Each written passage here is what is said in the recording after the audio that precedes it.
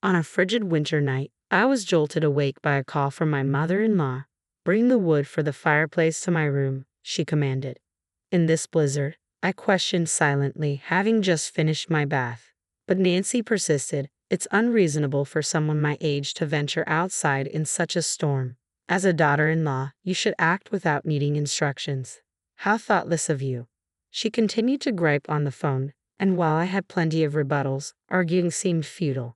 After tucking my son into bed, I braved the snowy night and made my way to the storage shed alone. "It's freezing out here, and I can't find the wood. Is it not in here?" Just as doubt crept in, the shed was plunged into darkness. Startled, I rushed to the exit, only to find the door locked from the outside. Stuck. No way. Locked in. Did Nancy set this up? I felt a wave of despair, unable to predict what would happen next. My name is Mary, a 22-year-old housewife committed to caring for my family. I live with my husband Ken and our almost 2-year-old son Jason. I lost my father to a traffic accident when I was young, leaving my mother to support our family on her own. Working at a construction company, she single-handedly provided for my sisters Meg and me. Despite the hardships, she never complained and always wore a smile. She truly was an extraordinary person. Inspired by my mother's strength, I resolved to start working immediately after middle school, even though teachers and friends encouraged me to pursue high school for a brighter future. My determination wavered during the final summer of middle school when my mother expressed her wish for me to continue my education. When she learned that I planned to skip high school, she cried, blaming herself. Seeing her cry for the second time since my father's funeral broke my heart. I couldn't bear to add to her sorrow, so I decided to attend high school after all. Despite this, I took on a part-time job during high school to help support my mother. That's when I met Ken, 4 years older than me and a college student. He worked at the same convenience store where I had a part-time job. Among the part-timers, he was a dependable senior. Despite my hectic schedule, juggling morning newspaper deliveries and store shifts after school, Ken would kindly assist me with my tasks. His kindness and reliability won me over, and I found myself falling for him. After he graduated and was preparing to leave the job, I confessed my feelings, and we started dating. Once I graduated from high school, I began working at a supermarket. A year later, I discovered I was pregnant. When we informed our parents, Ken's family opposed our marriage, arguing we were too young. However, with my mother's heartfelt persuasion and Ken's persistent pleas, they grudgingly accepted our decision. At 20, we managed to have our wedding. Although Ken had siblings, his parents, especially attached to their eldest son, were hesitant to accept me, given that I was raised by a single mother. Their strong attachment to Ken seemed unusual to others. When our marriage was finalized, she confronted me angrily, saying, "Did you think having a child first would secure your place with my son? That's manipulative. I have no intention of accepting you into the family." Her words only deepened my anxiety about married life. Our new home was built right next to my in-laws. After we got married, Ken's parents bought the vacant lot next door for us. I repeatedly suggested to Ken that we reconsider living so close to his parents, but he brushed off my concerns, saying, "They can help with our child. It's not a problem." After the wedding, it became clear that Ken was heavily reliant on his mother, a classic mama's boy. He remained indifferent even when his mother spoke harshly to me. When I was ill during my pregnancy and needed rest, Nancy criticized me, saying my son works hard, and you're just lying around all day, neglecting the housework. What do you plan to do about it? Frustrated, I confronted Ken, asking him to explain to Nancy that my doctor had advised me to rest. However, Ken sided with his mother, saying, "Are you implying my mother is wrong? She's right. You're just resting and not taking care of the housework." His response was a blow to my spirits. I had relied on him during our part-time jobs, but now I was growing increasingly concerned about our future. My anxiety only intensified. Then, on a day marked by a rare heavy snowfall, Ken was out late for a meeting. While I was settling Jason into bed, Nancy called, "What are you doing, Mary?" Even though I told her I was in the middle of putting Jason to bed, she insisted that I fetch wood from the storage shed for her room, as she had run out due to the cold. In this blizzard, I hesitated, especially since I had already bathed, but she pressed on. An old woman like me shouldn't have to brave such a snowy night. As a daughter-in-law, you should anticipate my needs without being told. How thoughtless of you. Although I had several objections, I didn't want to escalate the situation.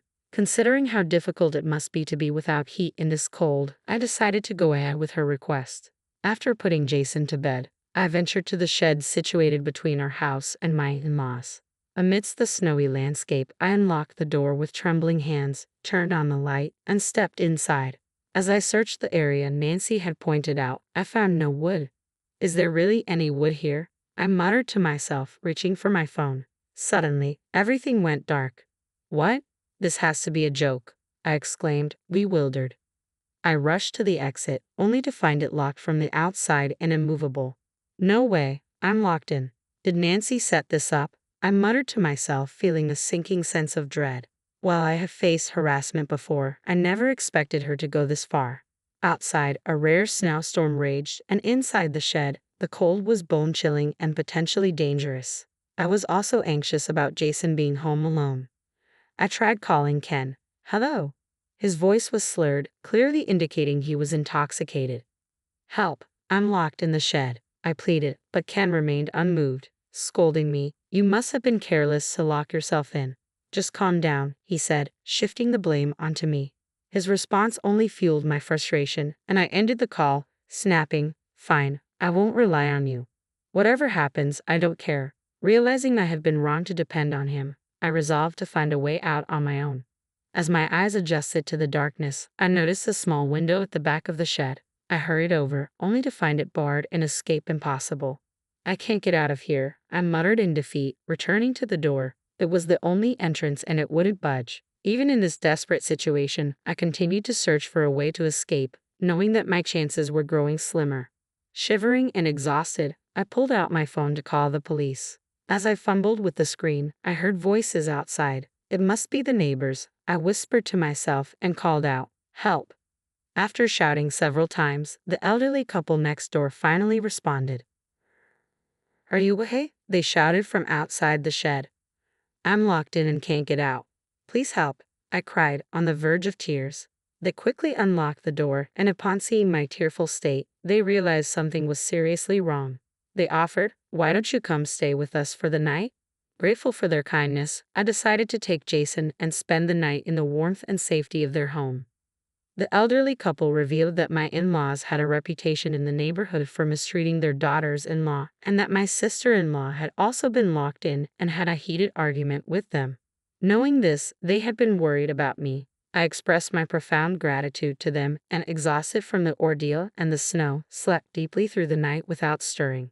In the morning, I was startled by commotion outside. I quickly dressed, left Jason with the couple, and stepped outside to find a crowd gathered in front of my house with ambulances and police cars parked nearby. What's going on? I wondered anxiously as I made my way back home. Ken met me with an angry tone. Where have you been, Mary? I explained. Last night, I got locked in the shed, and after getting help, I spent the night at the neighbor's house. However, Ken's anger didn't ease. He told me that Nancy had been found collapsed in the shed early that morning.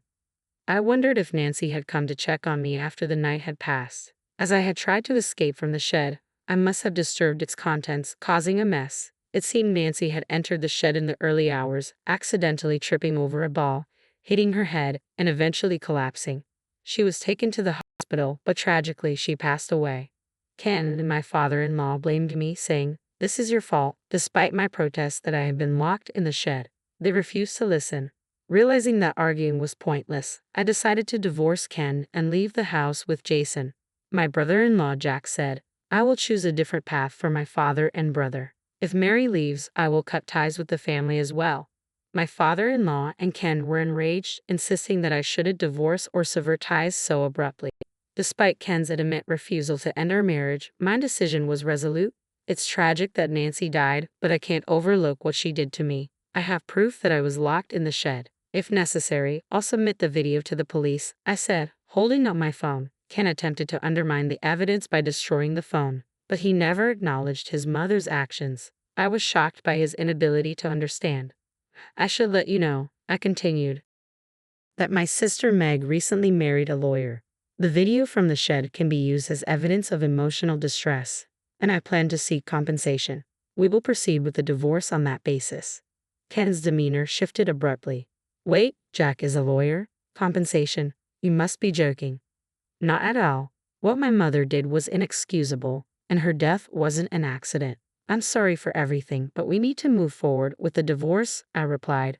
After some negotiation with my mother and Jack advocating on our behalf, I managed to convince Ken and my father-in-law to agree to the divorce. Just as my mother had pleaded when I married, she now argued on my behalf, and with the lawyer's support and the video evidence, Ken finally relented. He signed the divorce papers reluctantly, and the divorce was finalized. I gained custody of Jason, and we returned to my parents' home. On that snowy day when I was locked in the shed, my only focus was escaping, and I didn't have time to feel afraid. However, as time passed, the memories of that night resurfaced, causing me to panic and cry. With support from Meg and Jack, I decided to pursue damages from Ken and my father-in-law. The video of my confinement, along with testimony from the neighbors, substantiated my claim, and the lawsuit was recognized.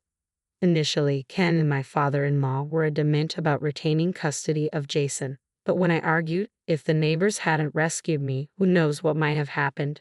Jason could have lost his mother. I can't allow someone who would harm a child's well-being to raise him. They were left speechless. After that, they ceased discussing Jason. All subsequent negotiations were handled through Jack. After I left, news of my in-laws' reputation for mistreating their daughters-in-law spread, and Ken and my father-in-law were increasingly viewed with disdain by the neighbors. Additionally, when Ken's boss discovered the mistreatment and learned that Ken had chosen to attend a drinking party rather than rescue me during the heavy snow, he was enraged. Ken was demoted, and his professional standing deteriorated.